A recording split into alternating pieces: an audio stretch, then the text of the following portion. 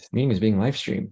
By staying in the meeting, you consent to being live streamed. Anyone with access to live stream can watch or share with others. Got it.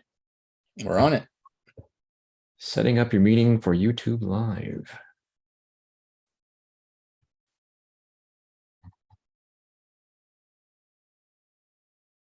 Okay, apparently we're on, but hold on.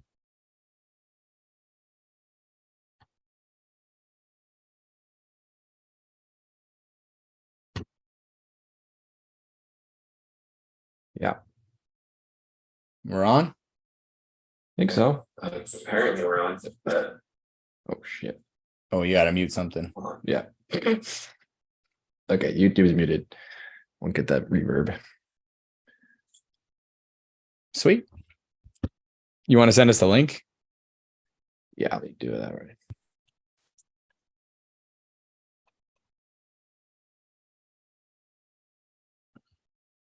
I have to start looking better now. Yeah, I know, right? Gotta get the makeup done beforehand.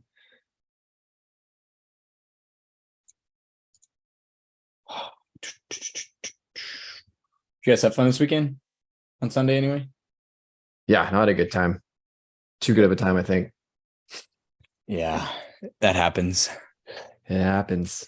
But no, it was a lot of fun playing all the senior guys and played a lot of games. It was a good time. That dart game is fun. Yeah, it is. It's a good one. A little more chill too, huh? Yeah, just sitting down.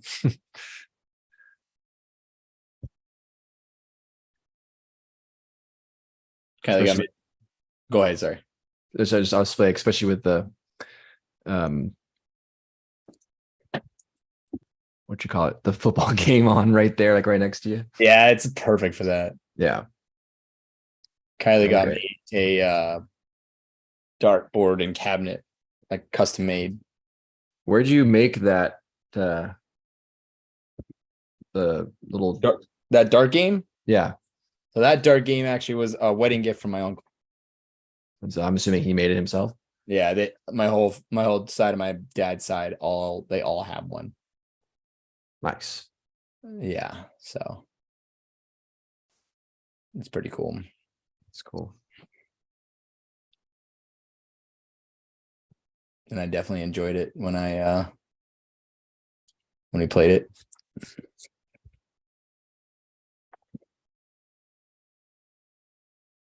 Yeah, I saw your dad, like, because I hadn't seen anyone play before, and your dad posted up in sandals, and I was just like, I think that's a dangerous game.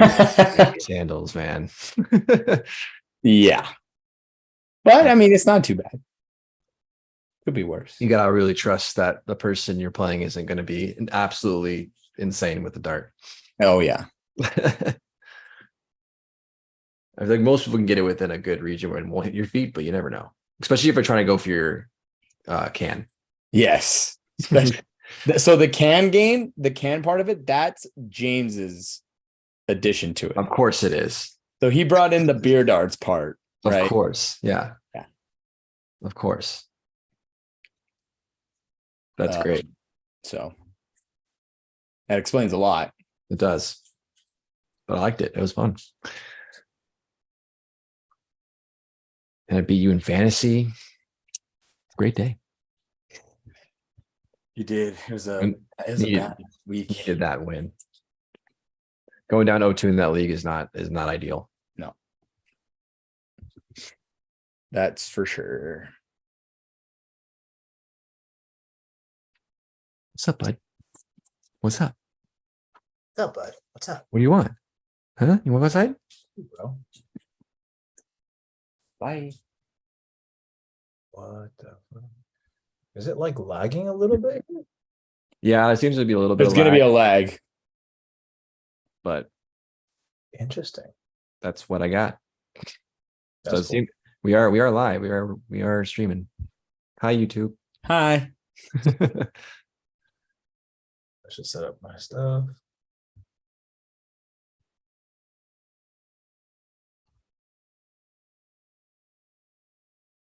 Let's post it on Twitter first.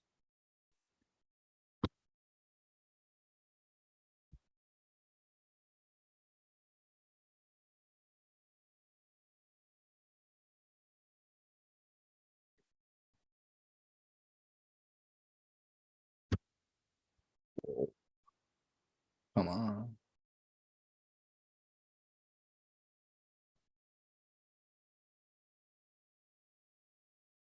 Mr. Alex. I haven't heard from him. He said yes to the YouTube thing, but hasn't hopped on yet.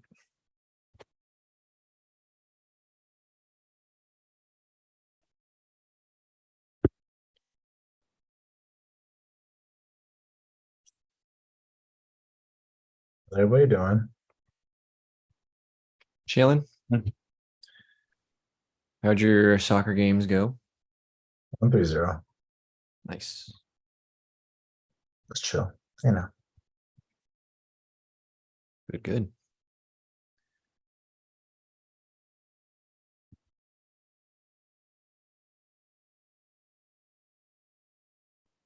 I have a volleyball game tomorrow at 6, which is why I couldn't. It had to be later tomorrow. Yeah. But now that's not even an issue, so we're good. Sweet.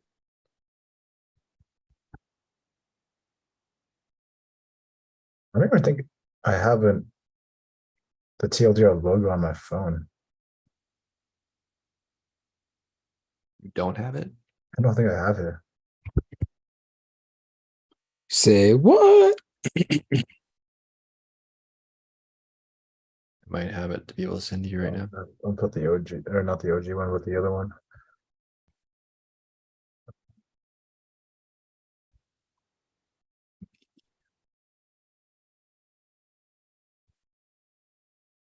You want me to send it to you? I have it. Use this one. Is that cool?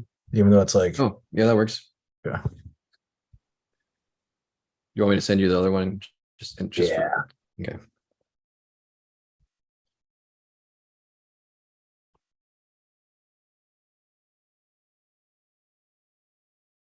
Love stream.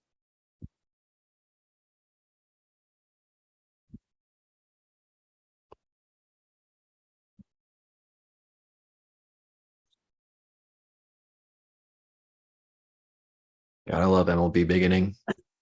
You what? Love MLB Big Inning. I don't know what that is. It's like Red Zone, but MLB version. It doesn't seem as fun. Red Zone's always better. Do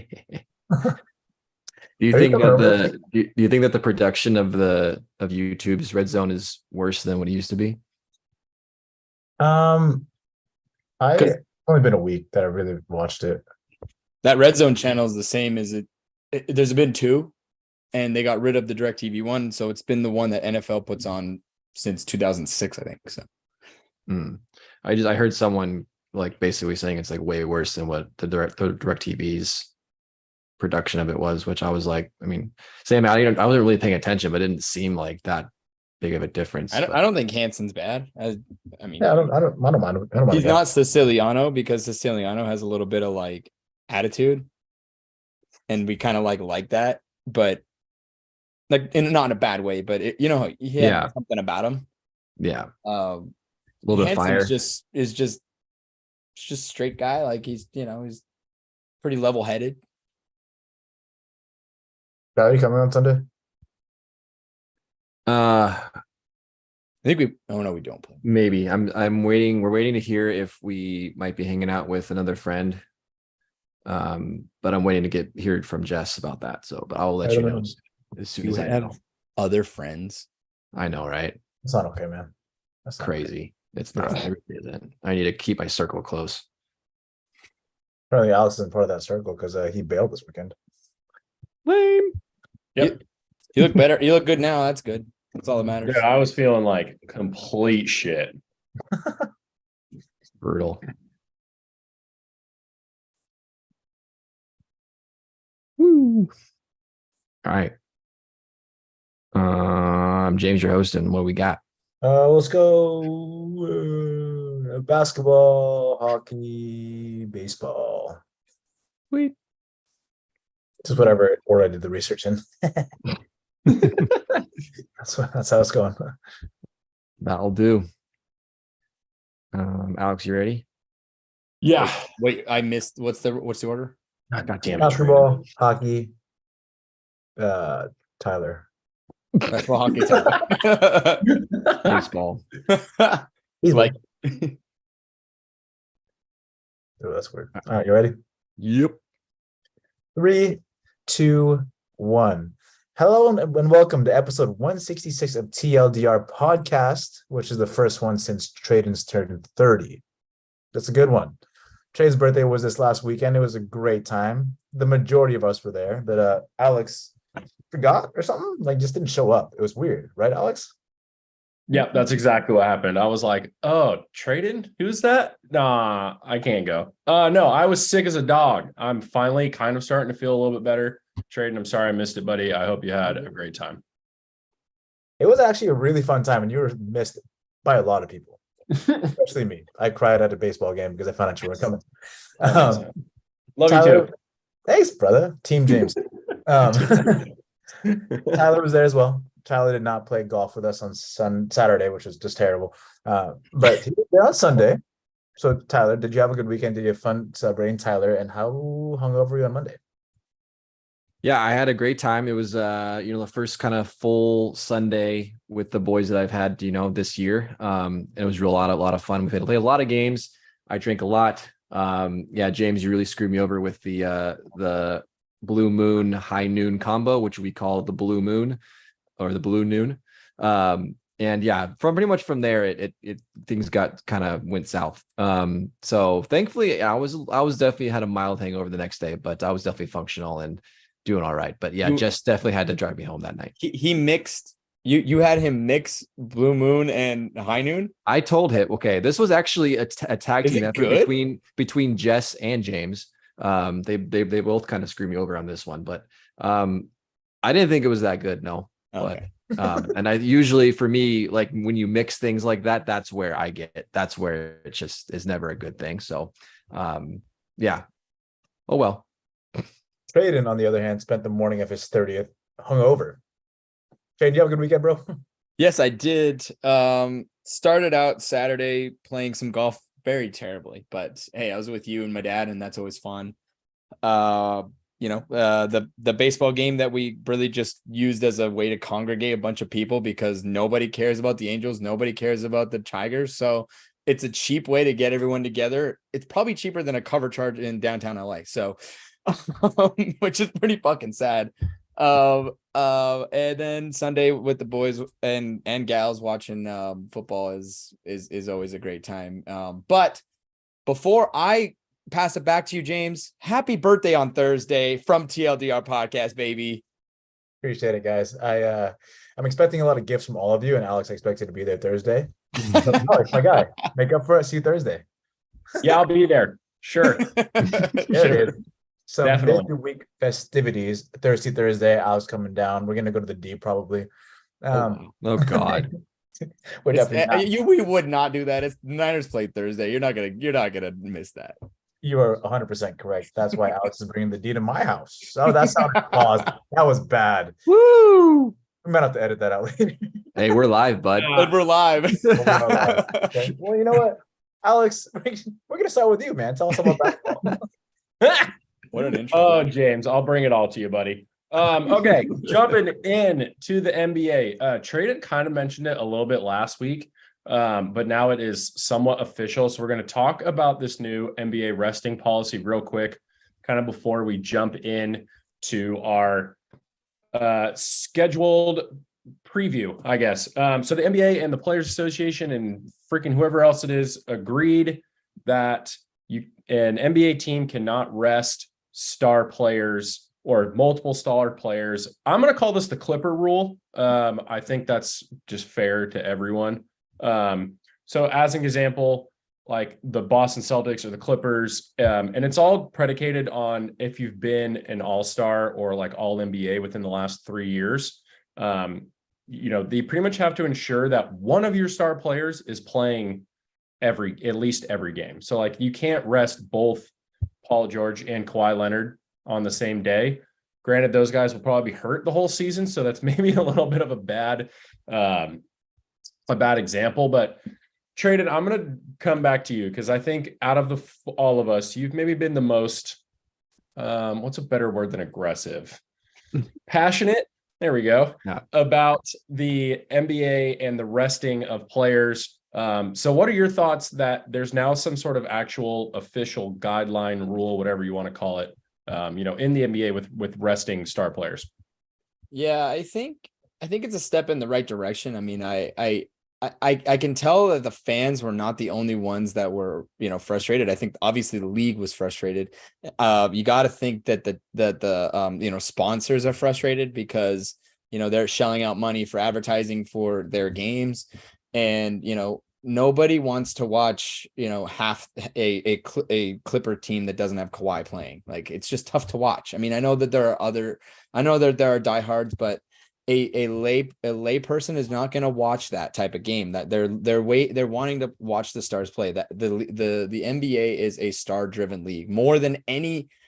I would say even more than the NFL, which is, I mean, I guess that's kind of obvious, but it's just that much more star driven. And it's just ridiculous to see that much load management when you could just load manage throughout the game. I mean, they don't have to play 45 minutes a freaking day. You can chop it up a little bit. I also come from a sport that if you're missing, you better be either dead or dying. So unless it's one of those two things, you're playing. I know I'm being facetious, but you understand what I'm saying.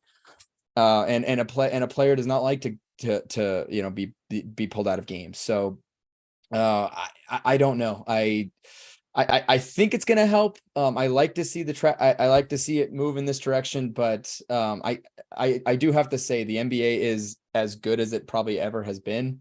And maybe the load management has to do with that. I do appreciate that, but it is tough to see, the best of the best sit when you don't know when they're going to play. And I think that is just a problem with the league, considering a lot of like not every team makes the playoffs. So I don't know. It's a step in that direction, but we'll see if it actually makes a huge difference. Yeah, I mean, I think a lot of this is for the fans' sake. If you're going to a Warriors game and you're spending hundreds and hundreds and hundreds of dollars, and Steph and Clay and Draymond are all sitting the night that you go. Like, if I was a fan of the Warriors and I, probably bought these tickets months in advance, or maybe it's the only game I'd be able to go to, like, I would be pissed because basketball tickets are not cheap. Like, they are very expensive. So, yeah, I'm interested to see how that will go. It's, it will be interesting to see how it affects older players who, like a LeBron James, who sits, a little more frequently because he's been playing basketball forever and has a lot of minutes. So I don't know. Ty, what do you think? Yeah, it's kind of crazy that they really have to implement this kind of rule for something like this. I do think that's definitely, a very pro fan rule. And I think that's a good thing, because at the end of the day, like, the NBA would not be where it is without the fans. So I do think it's a positive. It's definitely tricky, especially coming from a medical kind of side of things. Like, how are you managing and how are they able to determine whether a player is out for a medical reason or whether they're out just for load management? I'm sure that they have those details sorted out and how they're going to police that. But I do think it's good. I don't think, players should sit out just to sit out.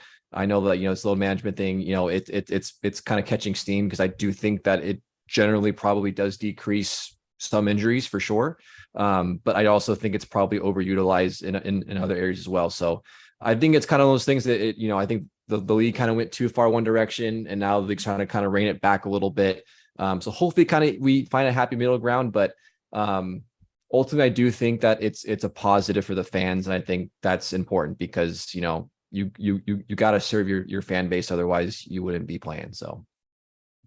Yeah. And on top of this, if someone's healthy or even injured, you're still supposed to show up.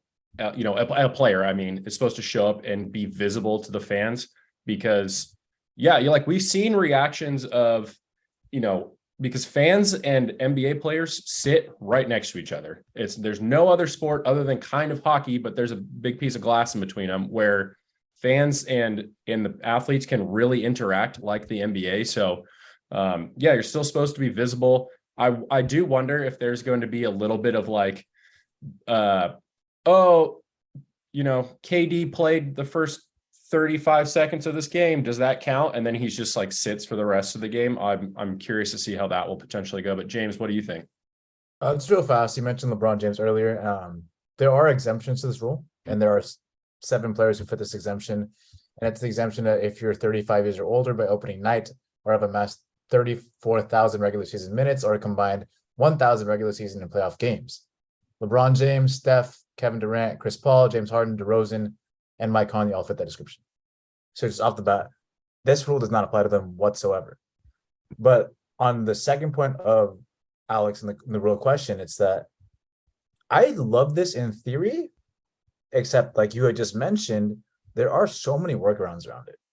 Like you could play literally 1 second of the game and you played that game. They can do that if they want to be that stingy about it. Or there's nothing stopping the medical team from being like, he has a sore ankle. He doesn't have to play today. You're not technically sitting him. He's injured.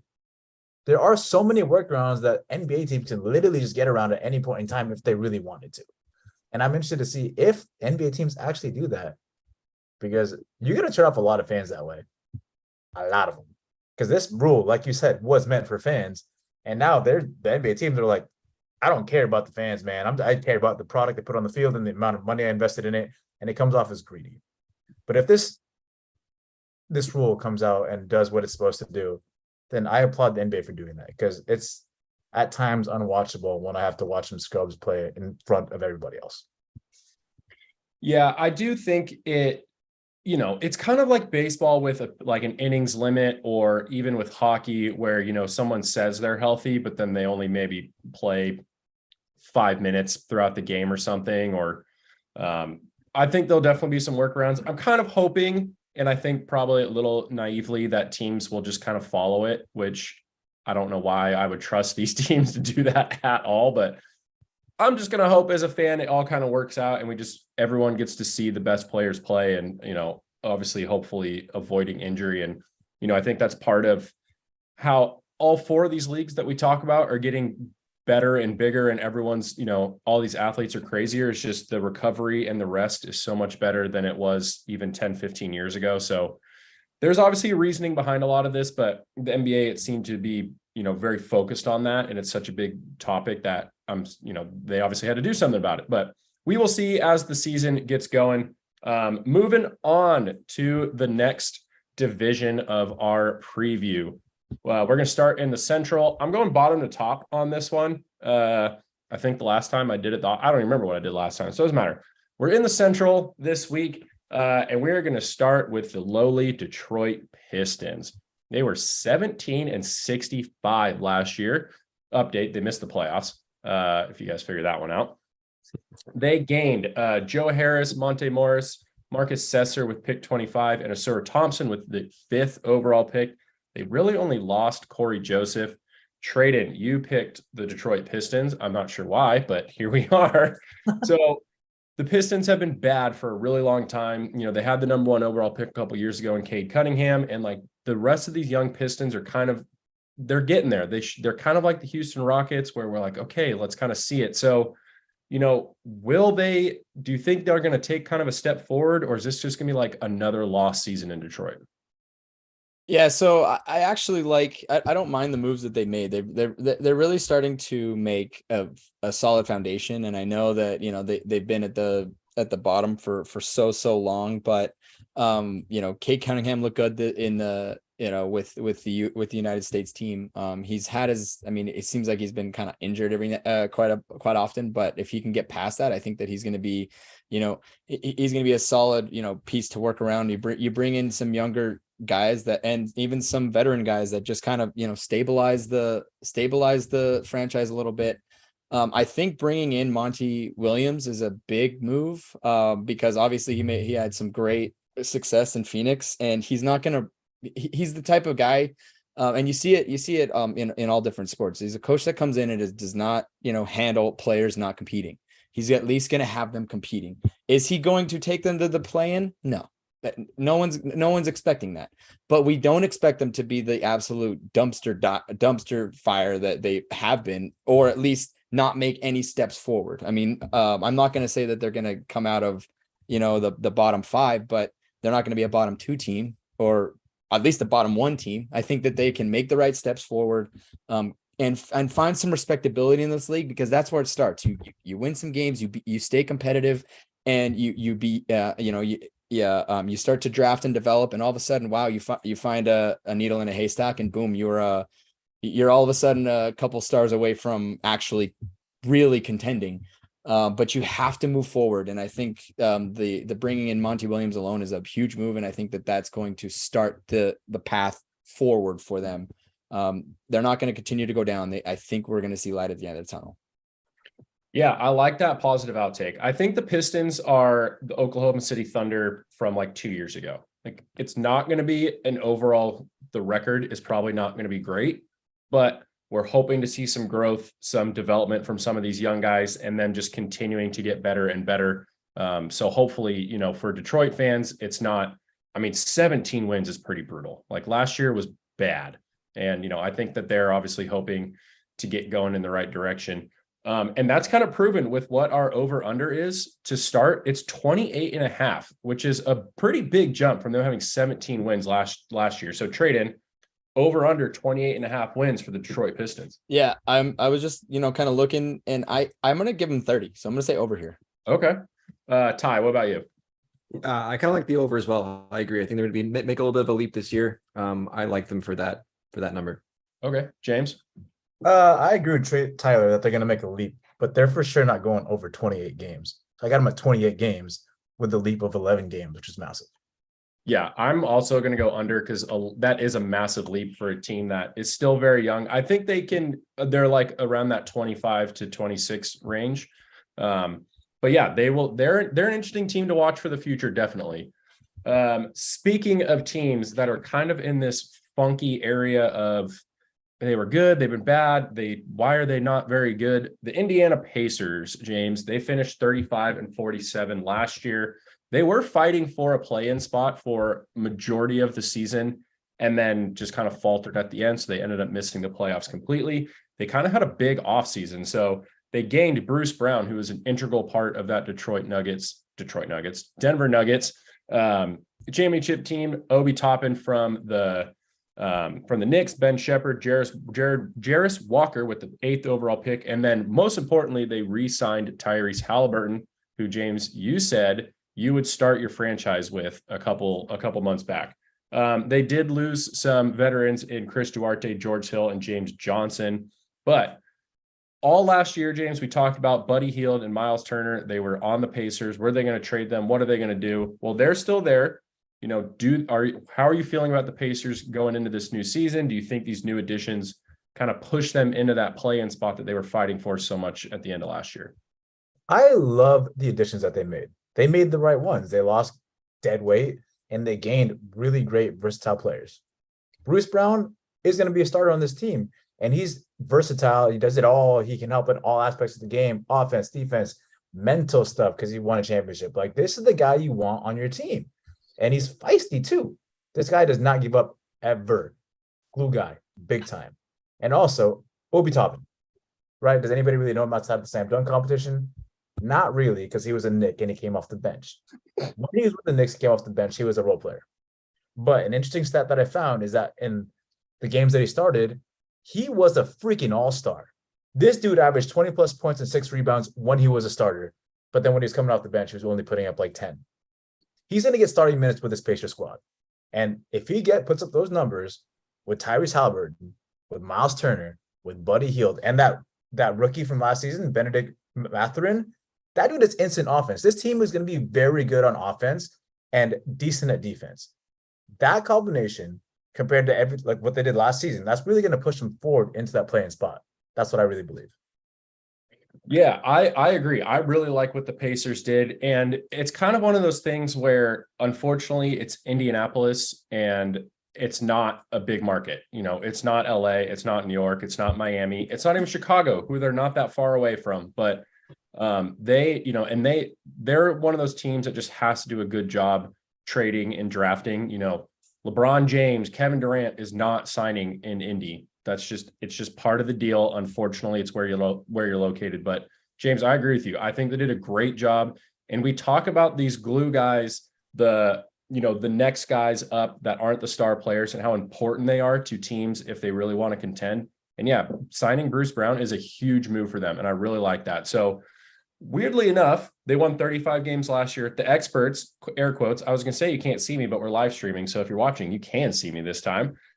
Is only at their over-unders at 37.5, James. So based on your glowing testimony, I'm going to assume that you're going over. I'm for sure going over. I'm at like 43, 44 games.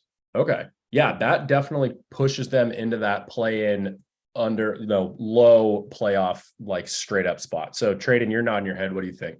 Yeah, I'll take the over here. All right, Ty. I'll also go over. I want to go under to be different, but I think 37.5 is pretty low for them. And yeah, I'm going to agree and go over as well. Moving on to the Chicago Bulls, who I kind of just mentioned. They finished 40-42 last year. They lost to Miami in that second play-in game. They gained Torrey Craig and then re-signed Nikola Vukovic and Colby White. And they lost Pat Bev and Derek Jones. So very kind of ho-hum offseason, I guess, for the Chicago Bulls. And we've talked about this a lot, and we talked about it during the offseason. Like the Bulls, when Lonzo Ball is healthy, are a much better team than when he's not healthy. There's been some back and forth on him standing up and down in a chair in the offseason, saying his knee is healthy. But Traden, if Lonzo can't come back in the Bulls, we talked about this with the Raptors 2 weeks ago. They're a team that has a lot of veterans that they could potentially trade off to kind of restart their system. So like if Lonzo doesn't come back and they get off to like an iffy start, is it time to trade guys like DeMar DeRozan and Zach LaVine and my guy Alex Caruso? Yeah, I mean, this team has an issue because they're really good defensively. They're a very good defensive team, but we have had this argument on this podcast, and you have to score points if you're wanting to advance any further than simply a play-in and be a competitive team.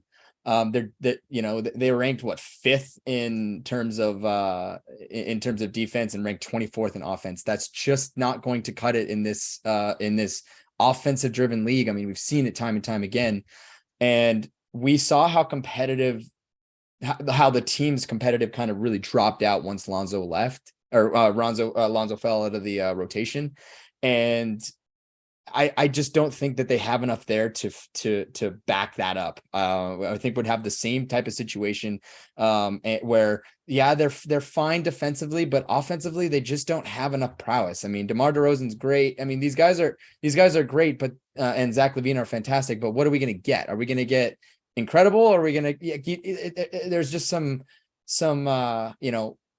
consistency issues too. So I like to think that if they don't have Lonzo Ball at 100%, or even if they don't have him at all, I don't know how that they're competitive enough, especially with, James coming out and saying that Indy's going to be a lot better. You have the Bucks that you have to deal with always. I'm not saying that, again, I'm not going back to saying the Pistons are going to make it, but if any of these teams behind you start to improve and you are just stuck in the muck, you are going to lose actually more wins than last year. So I don't know what the over under is, and I'm excited, but I'm not really bullish on this team. I gotta say. Hell yeah. Love the pun. 10 out of 10 on that. Yeah. I agree with you. We talked about the Bulls 2 years ago had kind of like this historic kind of comeback season, and DeMar DeRozan went off and Zach LaVine went off, and then they kind of faltered in the playoffs a little bit. And last year throughout the regular season, we talked about them like, why aren't they better? Like this team has names and better depth, and what is happening? I think they're just old. DeMar DeRozan is like 35, 36, and we talk about it all the time. Unless you're LeBron James, if you're into your mid 30s in the NBA and you've been around as long as DeMar DeRozan has, you're going to start falling off. So I agree. I think this is kind of a make it or break it year for Chicago. They have to get off to a hot start, or they should really consider trading some of these guys. I mean, some of these guys' names were floated out during the trade deadline last year and during the offseason. I don't know. I hope for Chicago fans that they get off to a hot start and kind of see what happens. But yeah, with Indy getting better and with Detroit, ideally at least becoming slightly more competitive, those are just little pieces, little losses here and there that kind of start to add up. So interestingly enough, Traden, now that we mention it, their over under for the year is 36.5. So their over under starting is a game under what the Pacers were at in our 4 games, 3.5, whatever, with when they won last year. So 36.5, trading the Chicago Bulls. This might be crazy. I'm gonna say under. I have over for Indy and Detroit. I have those losses have to go somewhere. Yeah, it's really, you can't pick over on all of them. No. Like, that's really hard. All right, James, you made a face as in like, oof, that's a tough line. What do you think? That is a very tough line because the Bulls are bad, but they're not that bad. Yeah. No, like I have them being on the cusp of like 11, 12, and I don't know if that's what 36 wins, right? Like that's Pretty tough. close, yeah. So the Pacers were the 11th team last year with 35 wins. Or whatever I And said. the line right now is set at 36. 36.5 for the Bulls, yeah. Yeah, I got to go under. Maybe Ooh. 36. 36 is what I'm thinking. So yeah, under. it's tough. Ty, what do you think? Yeah, I think my gut's telling me to go under as well here. Okay, I'm gonna go over and just say they get 37, and then I get the over by a half a game because I want to do a little bit different. And I also feel like that's a way to potentially win is to guess differently. Those marginal ones, man. It's those marginal margins. It's all about the margins. All right, we are moving on to some playoff teams. Tyler, I'm sorry, you took the longest to respond, so you have the longest to wait to talk. The Cleveland Cavaliers, crazy offseason last year. Really the first time that they've performed well without LeBron James. 51-31. They were the 4 seed. Unfortunately, they lost the Knicks in the first round. James, so the Cavs gained Damian Jones, George Niang, Max Strus, apparently Tristan Thompson, which I don't know why I added that. That's not important. And they re-signed Karis LeVert. They lost Danny Green, Robin Lopez, and C.D. Osman, however you say his last name. So, Max Strus came off of a big season with Miami, and he's a great, off the ball guy, great shooting. But do the Cavs need more 3-and-D kind of players to match up and really take this team to the next echelon? Or do you think they're going to be okay on defense and can just outscore enough people? It's interesting you said they're just going to be okay on defense, because in my mind last season, without looking at the stats, I was like, this is a good offensive team and an defensive team. But then I looked at the stats, and they were the number 1 defensive team in terms of points allowed per game. Who would have thought? I thought they were mediocre on defense and great on offense, but I think that's just the Donovan Mitchell having those extreme games that really got to me. I don't think you can ever really have too many 3-and-D guys, because let's be real, that's where the league is going. Steph made it that way. It's like you want more 3-point shooting at all times. And this is kind of the perfect team to have it because of the fact that you have a big man that can distribute the ball in Evan Mobley or even Jared Allen. Having those guys and doing this little motion where you have a screen, put it down low and then kick it back out, or have a driver like Donovan Mitchell drive in and kick it out. It's perfect for Max Strus. And he was good at it as long as it's not in the playoffs. But right now we're talking about the regular season. So I like the way this team is headed. I like their offseason signings. I think that Darius Garland and Evan Mobley can potentially make the all-star step this next season, because those are 2 very, very good players. And pairing them up with Mitchell, who's always been good, and the Karis LeVert, who is sometimes good at offense, this team is, I think, poised to make that 1 or 2 or 3 push in the East. And I like him a lot. Okay, yeah. So they, like I said, they finished 4th in the East last year. Lost the Knicks in a really good first round matchup. I think just James, you're right. The 3-and-D and needing those guys on your team with the way the NBA is this year is so important, especially if you're in the Eastern Conference and at some point you're going to go through, probably going to go through Boston with Jason Tatum and Jaylen Brown, and or Miami with Jimmy Butler. So you really need those guys to be able to guard those bigger, forwards. But the Cavs are such an interesting team because they're doing the Twin Tower thing that Minnesota's trying, but they're succeeding at it with Evan Mobley and Jared Allen, which is great. We'll get to Minnesota weeks from now. But the Cavs, James, so they won 51 games last year. Kind of like I mentioned 2 weeks ago, a lot of these over-unders are set, I think, a little low just to be a little conservative, is at 50.5. So pretty much they're saying they're going to have the exact same season. So do you think over under 50.5 for the Cleveland Cavaliers? I have them at over. I have them at 55 games. 55 games, because you think they're going to potentially be in the top 3 seeding. Yes, sir. Bold move. I love it. Ty, what about you? Yeah, I like them over as well. Traded? Stop copying, bro. Just to be different, I'll take the under. Okay. I like that. I'm going to take the over on this one. I think this is a team that, we talked about it last year. Like, will Donovan Mitchell be enough? Do they need a third or, a second star? And they really didn't. Like, they had a fantastic year, and hopefully they can just build upon that coming into 2023. Tyler, it is your turn, buddy. The Milwaukee Bucks. They finished as the 1 seed and won 58 games. They went 58-24 last year. Unfortunately, James predicted it correctly, and they lost to Miami Heat in the first round. Shout out to you, James, because none of the rest of us predicted that. They gained Malik Beasley, Robin Lopez, Drew Tim, and they re-signed Brooke Lopez. So both Lopez brothers are on the Milwaukee Bucks. They also re-signed Chris Middleton and Jay Crowder. They did lose a lot of veteran guys: Javon Carter, Goran Dragic, Joe Ingles, Miles Leonard, and Wesley Matthews. As we all know, like Traden mentioned earlier, the NBA is a star-driven league, and the Milwaukee Bucks have one of the top 3 stars in the NBA in Giannis Antetokounmpo.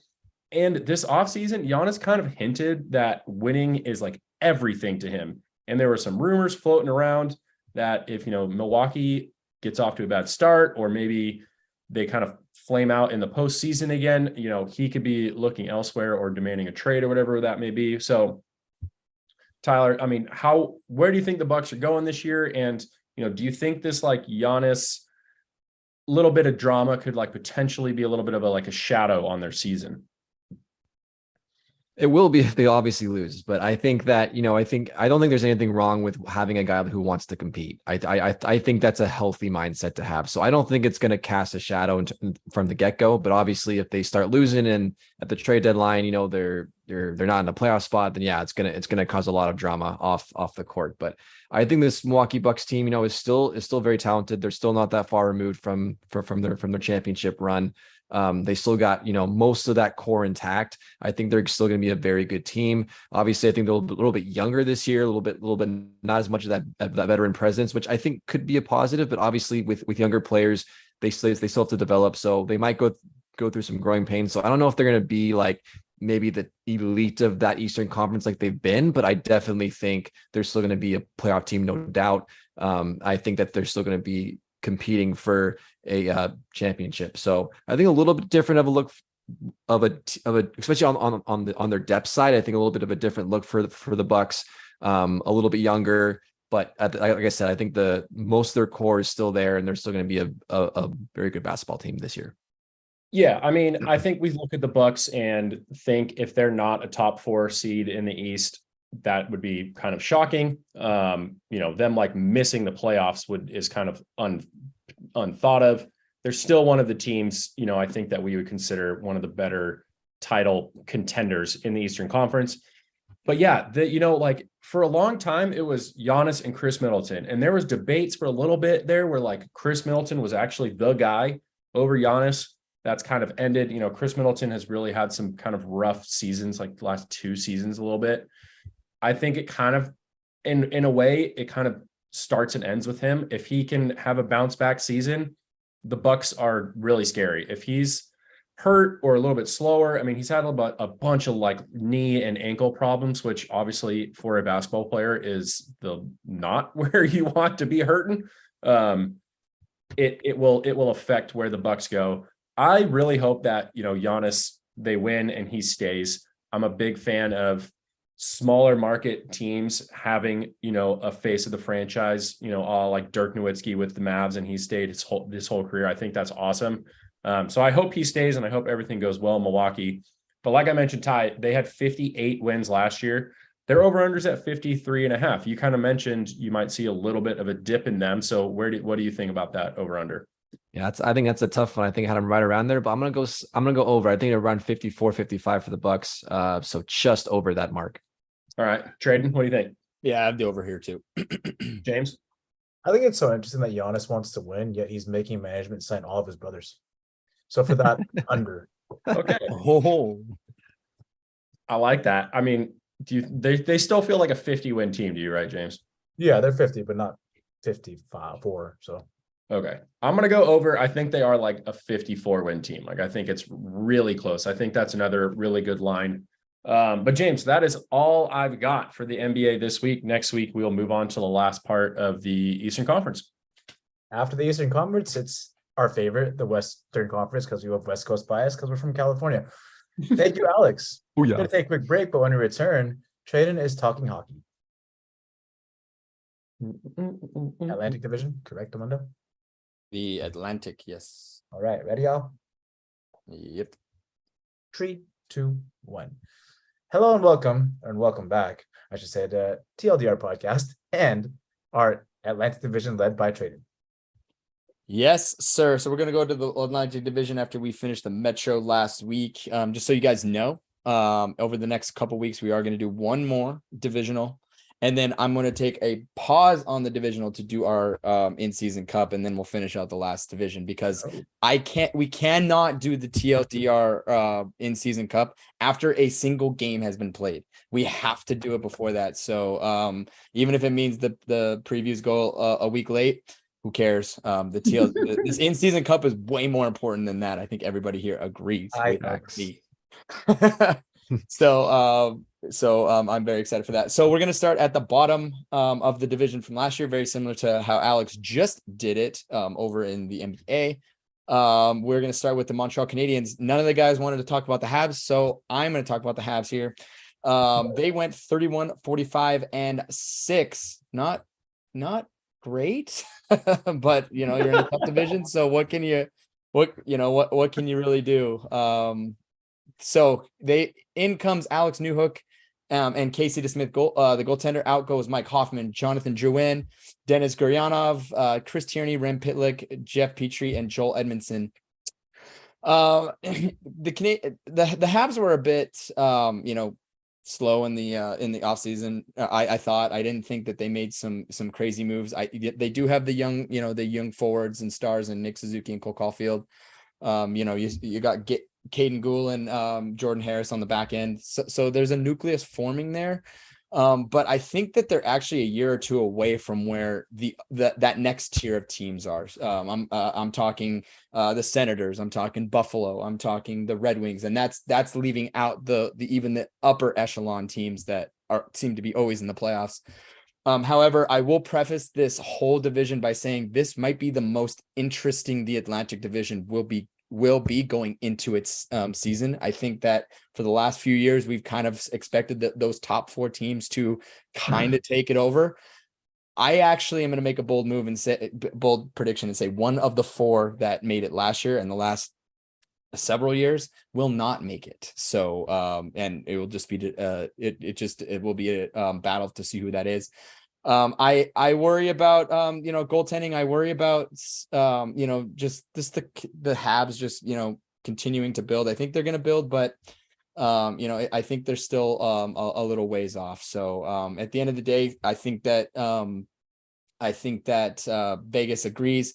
The point set is set at 70.5. It opened at 70.5 last season. They finished with 68 points. So James, actually, I'll go first. I'm going to say, I think they're good for the over here. I think it's going to be tight, but I think they're right around 69 wins. So I'll take the over. James, what about you, buddy? Under. You are not a fan of the Carey Priceless Habs. Alex.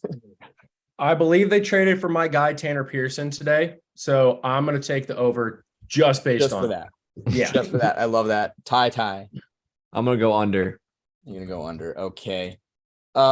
James, you are going to take us through the Detroit Red Wings, who had a okay season. They kind of fell off. They went 35, 37, and 10 for 80 points. They really had a strong start, but they really started to trail off towards the end there. JT Comfort comes in, Alex DeBrincat, Christian Fisher, Shane Gostisbehere, Justin Hall, Klim Kostin from the Edmonton Oilers, Alex Leon, Jeff Petrie from a former Edmonton Oiler as well, James Reimer and Daniel Sprong. Out goes Adam Adam Ern, Robert Hagg, Magnus Helberg, Dominic Kubalik, Gustav Lindstrom, Alex Nedeljkovic, Jordan Osterley, Pius Suter, and Philip Sedina. Holy, that is a mouthful. Detroit made freaking moves. A lot of new names here in Detroit, James. They turned over nearly 40% of their roster. They addressed some huge needs. They're also in a division that I think is very interesting. So the question is, you have the top tier teams, you have that emerging tier teams, which I will repeat are Buffalo, Ottawa, and Detroit, in that order the last couple seasons. So I ask you, is it Detroit's time to really push for a playoff spot? And do you think that they will do so? And based off all the moves I just did, I'm tempted to say yes.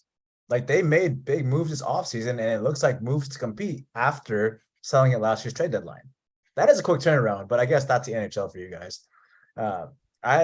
In years past, they kind of struggled with offensive output, right?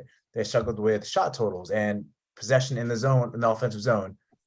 But the addition of DeBrincat is huge. That is huge. He is a 2-time 40-plus goal scorer. Last season in 27, that was a down year from okay, whatever. But having him on that first line is going to just do wonders, because it's going to push down the Lucas Raymond. He's going to go to the second line, which is going to be great. Now your second line has some depth to it. Like, everything is working well for this team and offensively. And on the defensive side of the puck, like I said puck, by the way, so that was great. Ville Husso, I've hated on for a long time. He did not do that well last season. Par for the course. But bringing in James Reimer and bringing in Jeff Petrie, who played with Ben Sherratt in Montreal, that could be some good chemistry on that second defensive line. That first defensive line with Seider is still going to be good. And I think that in total is going to help Ville Husso and James Reimer to be better defensively and be better goal stoppers. And I think at this point in time, this team, the Detroit Red Wings, are making that push to the top of the emerging tier and might kick out one of those like stalwarts that have been there for years. It seems like Vegas somewhat agrees. Detroit's over under is 84.5 for points. They finished with 80. Last year they opened up with 84.5. 84 is not going to cut it. It's not not even really sniffing the wild card, but you make some good points. They're a lot deeper. There's not really much to worry about, but they're definitely a team that is deeper. So James, 84.5. I assume you're taking the over. I am definitely taking the over. I have as much confidence in them as I did last year when I took them with a second overall pick with the Stanley Cup thing in the East Season Cup. Jeez, yeah. That was crazy play, but hey, they won you some points. So Tyler, 84.5 for the Detroit Red Wings. Under. So you think they're going to stay largely about the same? Yep. Okay, Alex. I'm gonna say over, but I don't think they're a playoff team. Yeah, I'm actually gonna say under. I actually don't think, and that's not to say that they're bad. I think they're gonna be like 84. That's an improvement. But we have so much. We have probably the Atlantic is clearly the stronger division across the board than the Metro, and they're gonna beat each other to shit, and that just takes away from potential. Points. It's just kind of how it goes, unfortunately. Ottawa Senators. James, you're going back to back here, buddy. We're gonna go to the Ottawa Senators. Who's new? In comes goaltender Jonas Korpisalo, Dominic Kubalik, Zach McEwen, Vladimir Tarasenko, who's gone, Derek Brassard, Alex DeBrincat, Dylan Gambrell, Nick Holden, Cam Talbot, and Austin Watson. A little bit of a trade between a little bit of a shifting of the players between the Red Wings and Senators here. The Senators have been, trending upward, fairly consistently, James. We've seen them, consistently get better and better, but it just seems like, they can't get over the hump. Injuries was a huge issue for the Senators last year. I would say that there's some question marks around the goaltending side. I don't know what we're going to get out of those guys, but at the end of the day, they do have a very, very strong, a talented forward line, a good top four defenseman. Do you think this team is a playoff team? That's a loaded question, man. What am I like what the Senators did in the offseason. not as much as like what the Red Wings did in the offseason.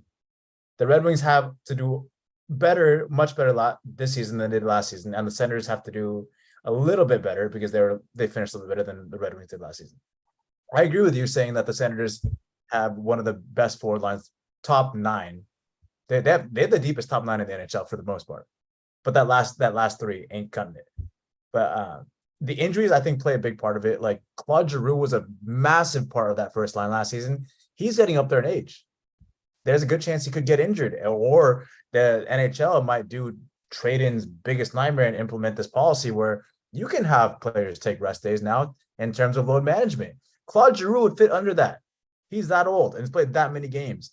If that happens, you're missing that first line because he was the guy that did all the passing. You have Brady Tkachuk there, cool, and Stützle, that cool too. But Giroux was the guy that made everything happen. Before that, when they didn't have Giroux, nothing really happened. Giroux was the big dude. If you lose him, you're done. Josh Norris was done for a long period of time because he got injured. The playoff hopes of the Senators went down the drain. The possibility of him coming back and being full strength again is not that high just yet. I still got to see it. If you miss an entire season due to injury, that's not good for you or your chance of coming back to be the best player that you were before. Okay. Jonas Korpisalo had a great regular season, but got smacked by the Oilers. And that was the last time we saw him play. How is he going to be mentally when he comes into the season? I don't know. And so I get where that goaltending thing comes into play there. Overall, I think they're going to do better than they did last season, but I don't think they're making the playoffs. Yeah, I mean it's tight. I apologize for not telling you guys. They went 39-35 and 8 for 86 points. That's good to know because now we're going to go into the over-unders here. Vegas thinks just like you, James. They are at 91.5. So the over here would have put you into the playoffs by a single point. And granted, you also had the tiebreaker. They opened last year at 86.5 and they finished with 86. So they missed it by a stupid gimme point in overtime. James, where do you see the Ottawa Senators at 91.5? I have them under. You have them under. Okay. So maybe a move forward, but not quite enough to make the playoffs. What about you, Alex? I'm also going to take the under. This feels like a team that has a lot of big names, but overvalued big names. I'm going to go under. Yeah, I'm taking the under 2 for the overvalued big names, and mostly because you need some room for the team that I think is going to make the playoffs. Tyler. Yep, under as well. Under as well. We're fading the Senators a little bit. Not that we hate them. Not that we hate them, Senators fans on this podcast, but we just don't like them as much as Vegas does right now. Moving on to the Buffalo Sabres, Tyler, this is for you. You took Buffalo. Who's new? Defenseman Connor Clifton and defenseman Eric Johnson and goalie Devon Levi, excuse me. Who's gone? Craig Anderson, goaltender, and defenseman Ilya Lyubushkin. The Sabres missed the playoffs by a single point. They ended up going 42-33-7 for 91 points, missing it by literally a point. And I had them making it last season. So it was a damn good fight to the end, but they kind of fell off in that, 2/3 mark and they just couldn't, fix it. So, and they were strong. Tyler, we saw that they were strong early. This is a very fun team to watch, very fun offensively. Defensively, they have some issues. Goaltending, they have some question marks. So my question for you, Tyler, is does this team mature enough? They're the youngest team they're even younger than the Devils. So they're the youngest team in terms of experience and in terms of just overall age. But it's losses like this and misses the playoffs that bring you together. They looked much, much better than they have.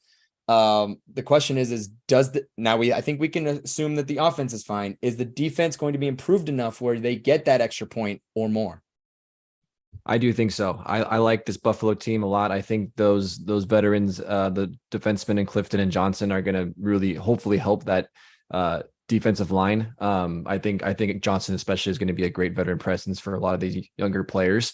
The goaltending is a little bit of an issue. I think they got like 3 goalies that potentially could be their guy. I think Levi seems like the favorite. So that's probably like their biggest weakness. But like you said, offensively, this is a young, exciting team. I think they're going to build off the confidence that they gained last year and that adversity as well. I think they're trending upwards. I like this team. I think they're going to be a very exciting group if they can get that. If those additions they added on the defense works out, and I think if they can figure out and they can find that their 1A goaltender, this could be a very, very, very good hockey team. Yeah, and Vegas agrees. This is Vegas's first team from the Atlantic that makes the playoffs according to their estimates. So they have the over/under set at 93.5. Now, mind you, last season they had it at 77.5, and which I'm pretty sure you guys wrote the over/under for that because you guys were all, I think most of you would have been under that. They finished with 91. I was the only one that believed in them, and they were so damn close. Tyler, do they beat that 93.5 bogey? They do. Over for the Sabres. Over for the Sabres. James? Under. Well, yeah, you got it. You're fighting with the other two teams. I feel it. Alex? Oh, you know what? I'm going to say over. I don't like it because it's the Buffalo Sabres and you can never trust them, but we'll do it. Yeah, I'm taking the over here. This is one of the teams that could be the team that pushes out one of the teams from the Atlantic. Again, that's also assuming that we see some improvement on the Metro side. But they only have 3 teams going from the Metro, and 4 to 5 teams coming from the Atlantic. So, I guess in this case, an Atlantic team wouldn't fall out, but I still think that we have some potential for fallback in these next couple teams. Actually, Alex, we are going to you. We're going to the 4th team that actually did make the playoffs last year. We're going to talk about the Florida Panthers. They went 42, 32, and 8 for 92 points, barely making it. But then they went on a fucking tear in the playoffs, beating the incredible Boston Bruins in what was none other than just an incredible first round comeback there. And then they kind of just dominated until they faced the Vegas Golden Knights, in which they really had no chance because they all died. Like, as James says, when an injury happens on the field, they all died. Yeah, that's what happened to Florida. So who comes in? We have defenseman Oliver Ekman-Larsson, career veteran, defenseman Dmitry Kulikov, Steven Lawrence, Nico Mikkola, Mike Riley, Evan Rodriguez, Anthony Stolars, and Kevin Stunland. Who's gone? Anthony Duclair, Radko Gudas, Aleski Heponiemi, Patrick Hornquist, Giovanni Smith, Eric Stahl, Mark Stahl, Colin White. A lot of pieces have been moved here. And I mean, who's to say, how they're going to fit? Alex, I think Matt Tkachuk is clearly is deserved of, the all the accolades he got. He was absolutely superstar in that playoff run. The question is for you, was that playoff run too much for them in terms of the injuries? And do you think that if this team has any injury issues, and obviously we have Aaron Ekblad and Brandon Montour requiring off-season shoulder surgery, they're their top 2 defensemen. If they can't come back, do the Panthers make the playoffs? Yeah, I mean, look, the Panthers for pretty much 2 months before the playoffs started were playing do or die games. Like, they generally played playoff type level games for 4 months straight almost last year. Like, they had a wild season. And obviously the trade of, Tkachuk for Huberdeau was the main storyline last year. It got off kind of a rough start for both of those teams. And then the Panthers obviously went on this incredible run. The injuries to Ekblad and Montour are pretty scary. I mean, Ekblad is probably the longest tenured Panther, if I had to take a guess, and is kind of one of the heart and souls of that team. I do think I'm a little worried about them. I think Matthew Tkachuk is put himself into a conversation as like a top 5 guy in the league. Like, he had just an incredible season and an incredible playoff run, but and we talk about the goalies, and goalie Bob is one of the most up and down goalies I think we've seen in the last half a decade, or pretty much since we've been doing this podcast. We've had a lot of things to say about goalie Bob on this pod. So to answer your question, yes, I think with all of those months of do or die hockey, and as James would say, they all died by the time they got to the end. I think they might potentially take a little bit of a step back, or it's going to have to be another kind of like heroic effort for them to kind of stay afloat for a little bit. All right. Well, Vegas disagrees with you. Interestingly enough, Vegas has this team third in their division, sitting at 99.5 points over under. Last season, they opened at 105.5. Now we have to remember the season prior, they were the President's Trophy team. They were incredible. And then they only finished with 92. So I ask you, Alex, is 99.5 too rich for you? I am going to take the over, but I still think they can be like a mid 90s team. So like, I still think they're going to be pretty good. It's just, I think they may get off to a little bit of a slow start. And if the Ekblad Montour thing, like if their injuries take too long, then I'll be, a little worried. So you're taking it's 99 and a No, half. I'm taking the under 99 and a half. Yeah, I'm going to take the under, but I still think they but can nothing too low. Not, Yeah. You think they'll make a improvement. So James, what about you? Yeah, it's too rich for me, man. I'm going under. You're going under as well. What about you, Ty? Under. Yeah, I'm a little bit scared of that. I do think that this is a shoe-in for a playoff team, and I don't think that they're going to have to freaking scrap it at towards the end, Alex. I think that this is a better team in terms of what they've learned, and they're a little bit more calmed down. I think that they've played a lot of hockey and they got injured, but I think even with those top two defensemen, I think they're going to kind of settle and they'll be okay. Let's talk about the other team in Florida, Alex. Let's talk about the Tampa Bay Lightning. So in comes Logan Brown, Calvin DeHaan, Luke Glendening, goaltender Jonas Johansson, Tyler Mott, and Connor Sheary. Who's gone? Pierre-Edouard Bellemare, Ian Cole, Ross Colton, Brian Elliott, Alex Killorn, a fan favorite, Pat Maroon, a fan favorite, and Corey Perry, probably a fan favorite. Oh boy, Alex, this seems to be the case every single year for Tampa Bay. They have to replace guys. And it is my opinion that the guys that they replaced versus who they lost, the guys that they lost are better than the guys they gained. I think that that's kind of what we've seen over the last few years. Also, this team has played since August 3rd to 2020, which was the moment that the Lightning were eliminated in the first round against the Maple Leafs. I'm sorry, August 3rd until they were eliminated by the Maple Leafs in April 2023. The Lightning played 297 games in 999 days. That's just under one game every 3 freaking days, including off seasons. They played a lot of fucking hockey. My question, Alex, with the turnover in the rosters and this aging core, even though this is the core, despite the fact that it is the Lightning, are they poised for a missing of the playoffs? I think that might be taking it a little far. I think where you can't trust the Buffalo Sabres to perform well, I think with this specific Tampa Bay Lightning team, you can't ask them, I guess, or like you can't think that they're going to underperform. I do agree with you. I think especially Alex Killorn, like that is a huge loss. Obviously, the cap situation in Tampa, we've talked about it now for almost a year and a half, is getting more and more dicey.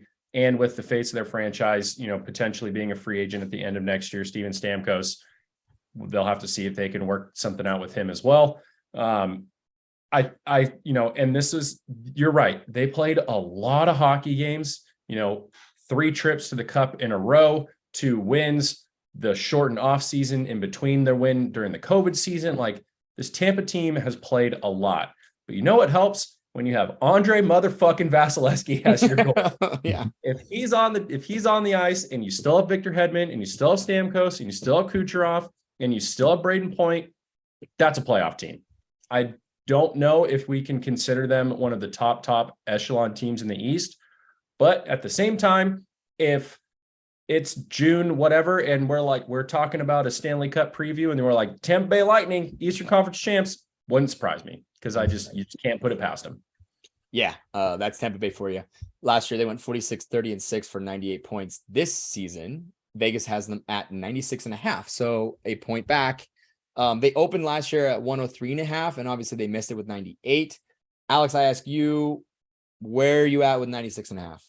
I'm going to take the over. I think they hit 100 pretty much on the dot. Okay, I'm actually going to take the over as well. This is Tampa Bay. They are one of the best, if not the best coach team in the league. They are going to be fucking hungry, especially Andre Vasilevsky. I'd be worried about this team because they had a lot more rest than they've had in the past. Yeah, watch out because they're going to be hungry, and this might be a last dance situation. James, do you agree or disagree? I agree, man. I'm going over. I lost too much money in them in the past. I'm not making mistakes. It seems to be the case, and now watch, they're going to really tank it. Tyler? Yeah, over. I think it's a mistake to underestimate Tampa Bay. Yeah, it seems to be the case every single freaking season. Now we're going to talk about the Toronto Maple Leafs, who we always over evaluate in the regular season because they are probably, if not the best regular season team of consistency over the last few years, but just do terrible in the playoffs. And I got to be honest with you guys, Tampa Bay should have won that series. They were the better team. It just was it's destiny that you can't win against a team that continues to push you down, over and over again because they looked horrible in the next round. So, but here we are, Tampa Bay. Toronto. I took them. No one else wanted to talk about Toronto. I can only imagine why. They went 50, 21, and 11 for 111 points. You guys love just making me talk about this team. Who's new? General manager Brad Treliving, a guy I absolutely really like, even though he was a former Calgary GM and now he's a freaking Toronto Maple Leaf GM. Objectively, I think he's incredible. Tyler brings in Tyler Bertuzzi, guys that on this podcast know very well. Max Domi, Dylan Gambrell, Martin Jones, John Klingberg, and Ryan Reeves. Who goes and who's gone? GM Kyle Dubas. See ya. Wouldn't want to be ya. Nola Chari, Zach Aston Reese, Michael Bunting, Eric Gustafson, Justin Hall, Alex Calgren, Alex Kerfoot, Matt Murray, Ryan O'Reilly, Luke Shannon, Wayne Simmons. They lost a lot of guys that they all went all in for, but they signed Austin Matthews. So Austin Matthews is signed at least for 4 more years. It's a wonder why he doesn't want to sign longer term. That's been the biggest question mark, but it's probably because he probably can get a lot bigger paycheck in 4 years when the cap goes up. They're still led by Austin Matthews, Marner, Nylander, Morgan Riley, and Captain John Tavares. This team is going to be fine in the regular season. They are probably going to be the best team in the Atlantic Division. I have no doubt about that. They even probably could be the best team in the entire East.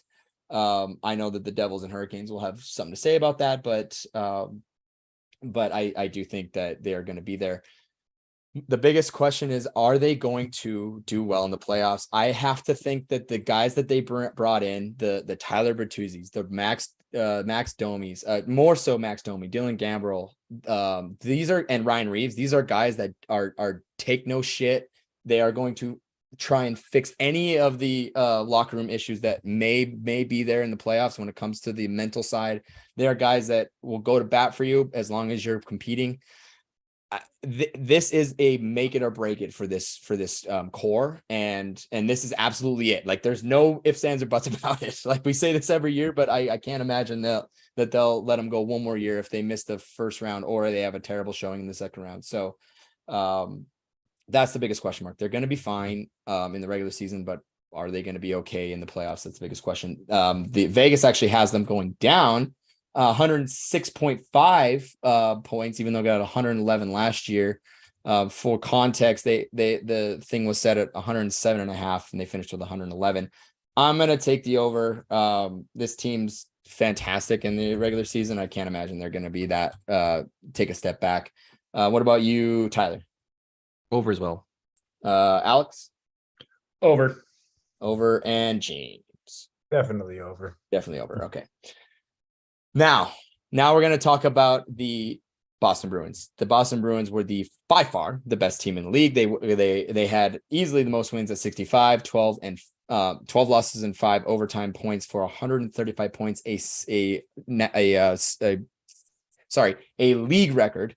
And now they sit here with a much different lineup because they lost a lot of big guys. Who's new? Jesper Bohlquist, Patrick Brown, Morgan Geekie, Milan Lucic, Milan Lucic is back, by the way. Jason Megna, Kevin Shattenkirk, and James Van Riemsdyk. Who's gone? Patrice Bergeron has left us. He is retired. Sad day. Tyler Bertuzzi, Connor Clifton, Nick Foligno, Taylor Hall, Garnet Hathaway, David Krejci, another guy who just followed Patrice Bergeron's steps there. Thomas Nosek, Dmitry Orlov, and Mike Riley. The Bruins still have, Tyler, you wanted to talk about Boston. They still have Hampus Lindholm, Brad Marchand, Charlie McAvoy. In terms of defensive, a defensive pairing, Lindholm and McAvoy may be of the best, if not the best. David Pastrnak, Linus Ullmark, they have an incredible core there, but they lost Bergeron. They lost Krejci. These guys are, I mean, now the Selke's completely up for grabs, first of all. David Krejci, missing David Krejci. He's just a guy that's a critical second line guy. Bergeron, he was a part of every single facet of every single freaking game, whether it's the power play, penalty kill, 5-on-5. He was just he's just one of the best. He's going to the Hall of Fame for sure. And you've lost him. You have an aging core in terms of Brad Marchand, but the other guys are, they're still a little bit younger, but losing those guys is huge. And I think they lost a lot of other great pieces. They're due for a step back. Where do you see Boston here? I mean, are we going to see another record where they fall in terms of the most points year over year in league history? I mean, just because of how great they were last year, maybe. But this is definitely not the juggernaut from last season. Like I said, they didn't lose just talent. They lost the heart and soul of this franchise. That is hard to replace, and they're not going to replace it. It's like the Patriots losing Tom Brady a few years ago. It's so hard to replace a guy that's been that's brought so many championships and leadership to that franchise for years and years and years.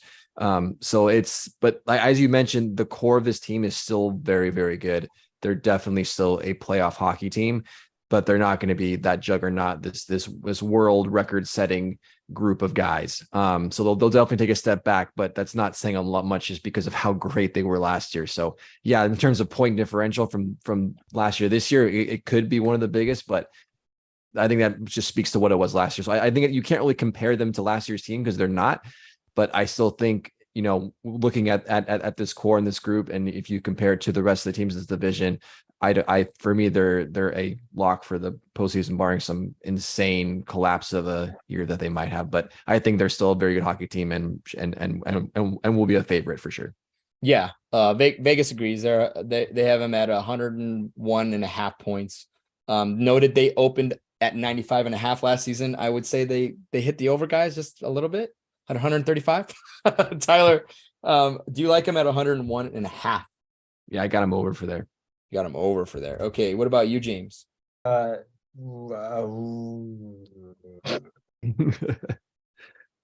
go under. Let's go under, yeah. What about you, Alex? I'm still going to take the over. I think that's a lot. I mean, they're going to obviously have a less point season, but I'm going to still take the over. Yeah, I actually think they take a bigger step back than even that. I think they're going to be an under team here. I can't bet against that culture because it's just like there's some teams in some sports that are just always good. They're always competitive, and that's Boston no matter what. But I do think they take a big step back, even if it's just the mental side of having to back that season up, a horrible playoff showing, and losing their Patrice Bergeron. So I'm going to take the under here. And that, my friends, is all we have for the Atlantic Division. We're going to the West next week, and we're probably going to talk about the Pacific because we care more about that before we get into the in-season cup. So, James, that's all we got for the Atlantic. The West Coast bias continues for next week. Hope you guys enjoy that. We're going to take another quick break before Tyler talks about the East and stuff in the ML. And stuff. Because I don't know, serious picks of the week. I don't know that stuff. I'm going to find that podcast where I said you give the. We'll just call it the SPOW. Serious pick of week. SPOW. Oh my God. All ready? Yep. 3, 2, 1. SPOW. Everybody, that is the name of this segment. It's no longer MLBO Dams. It's going to be called SPOW. Trade in. Tell us why.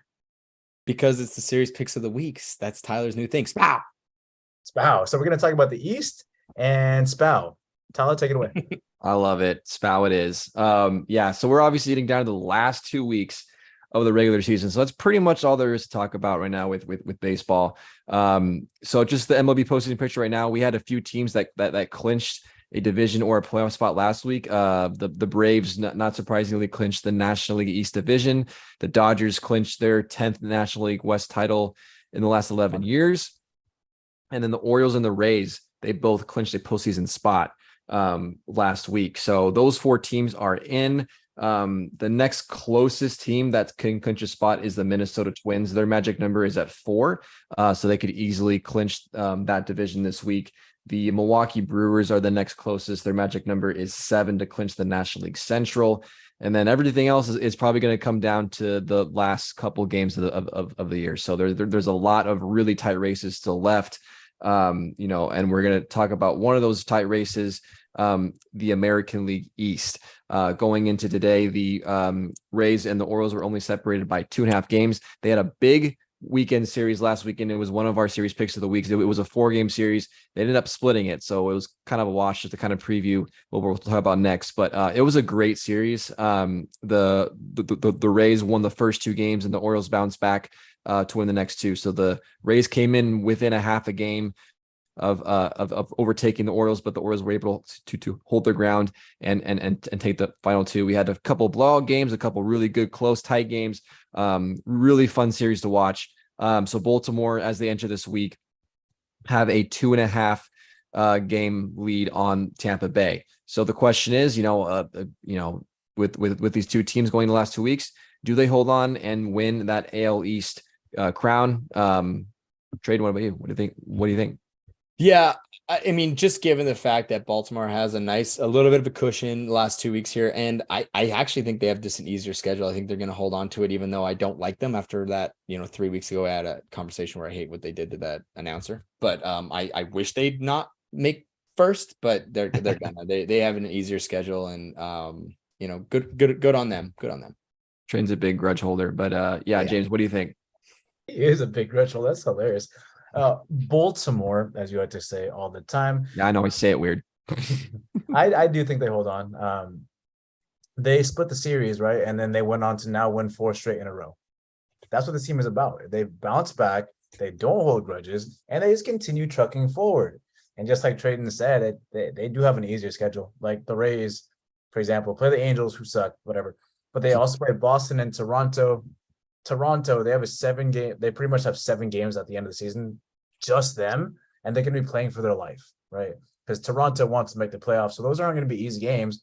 But the Orioles, on the other hand, play Cleveland, Washington, and Boston, all of which aren't the Red Sox, aren't going to make the playoffs. So I think they're going to kind of cruise those ones. So I still got Baltimore being the first. Alex.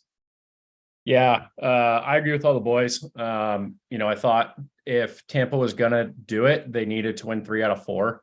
And with the new MLB tiebreaker rules, the game 163 is not really a thing anymore. Baltimore now holds the tiebreaker over Tampa. So even if they finish the season tied, like we saw with with the Mets and the Braves last year, Baltimore will win the division. So really, they almost have a 3.5 game lead if you look at it in that perspective, and like James and Trayden mentioned, easier schedule, huge comeback win against Houston last night, and then another big win against Houston. This team's rolling. Baltimore Orioles all the way, baby. Yeah, they're having an incredible year. I think the Rays really needed to sweep the Orioles last week and to really be in the conversation, because I think from here on out, I think the Orioles are going to have a fairly easy time of it, and I think they should hold on to that lead. And they just seem, I've talked about before, they just seem immune to these long losing streaks. They're just one of the more consistently good teams. They don't necessarily go on insane winning streaks, but they just don't lose a lot either. And they just consistently win series. Probably the best team in baseball that's done it all year, to be honest with you, other than maybe the Atlanta Braves, of avoiding a really major losing skid. So I like Baltimore a lot here to hold on to the American League East title, which huge upset. And I think a lot of us had that coming. So we'll see how they, do the rest of the way. But let's move on to our series picks of the week. God damn it, James, you just keep on trolling along. Let's recap last week. The Dodgers at the Mariners. We all had the Dodgers winning that series. The Dodgers ended up sweeping, which James, you and I both picked the sweep of the Dodgers. So we get the win and the extra point, but everyone got at least 1 point on that one. I mentioned the Rays and the Orioles. obviously that one was a split, so we kind of all split even on that one. And then the goddamn Cubs at the Diamondbacks. Yeah, so Alex, you had the Diamondbacks sweeping, which is exactly what they did. So you got 2 wins on that one. James, you also picked the Diamondbacks, so you got another win. Traded, unfortunately, you got the reverse sweep penalty, so you picked the Cubs to sweep. They got swept. I picked the Cubs to win the series. I did not pick them to sweep, so I just get the single L on that one. I picked the Cubs to beat the Diamondbacks 2 weeks in a row, and they let me down. So, goddamn it, Chicago, what the hell? So last week's records, Alex and James, you both had a nice 3-0 week. Trading, you were 1-2, and I was 2-1 with those sweep either bonuses or penalties. So the overall record, James, you're kind of like the Baltimore Orioles right now. You're pretty much cruising. It's not official yet, but it's pretty likely 21-11. That's a very good record, man. Congrats on that.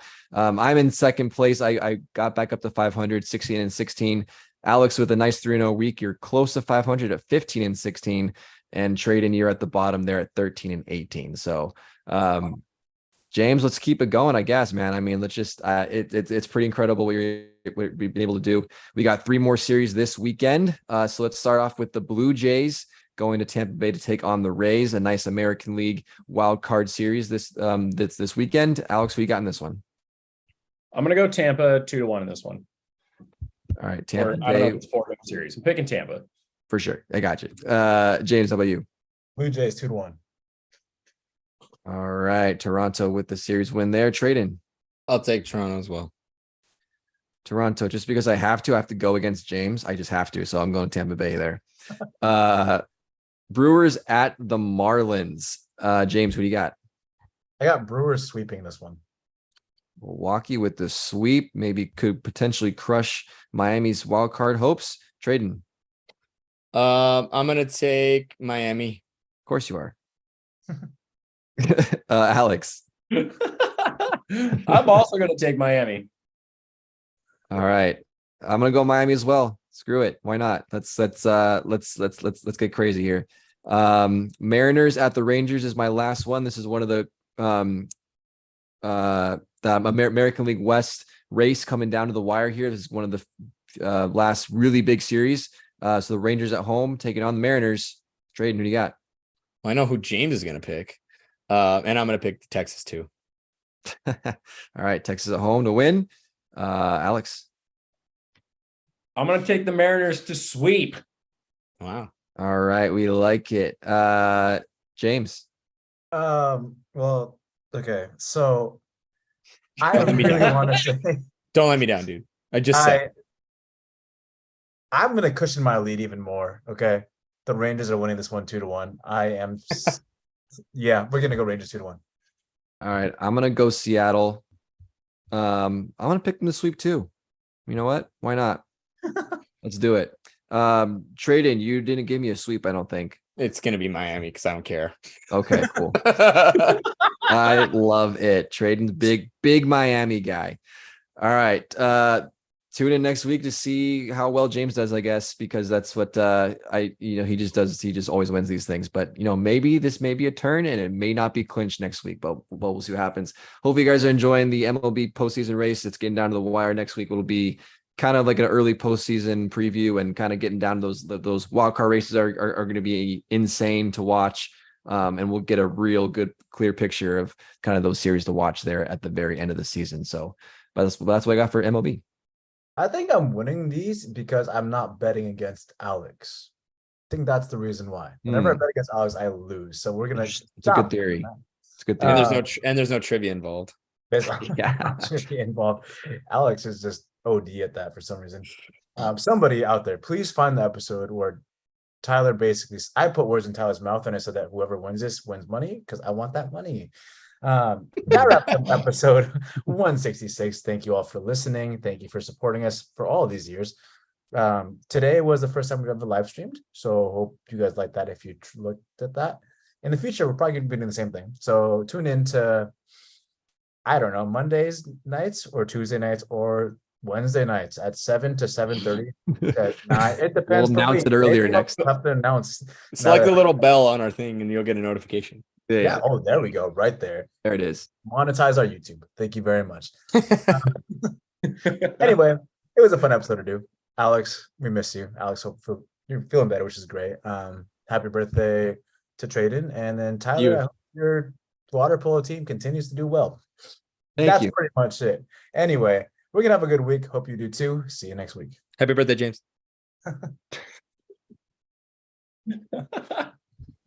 Good stuff. That's a fun one. All right, boys. Dinner time. Cubs are not winning the division, so I'm an idiot. Yep. Fuck That'll the go. Cubs. Yeah. Yeah. You See pretty you, much boys. said that, and they lost like 6 in a row until tonight. Yep. Pretty much. But they won today 14-1, so yay. Yeah, they destroyed today. All right, see you, boys. Asta. Adios. Tyler, can you text me?